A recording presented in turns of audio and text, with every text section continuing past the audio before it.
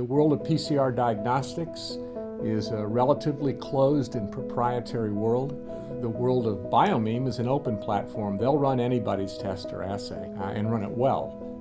Everything we've ever tested on that platform works. That again has really impressed the Department of Defense.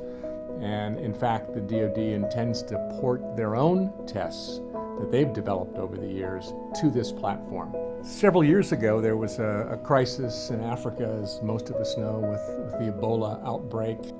But we approached the DoD at that time and said, we would really love to be able to field this in a remote setting so you can take the diagnostic out to where the problem sits, where it spread very, very rapidly. From place to place, people would carry it and continue to spread it as they moved looking for help. And people are frequently not near medical care in the third world. Biomeme is going to help facilitate that in the very near future.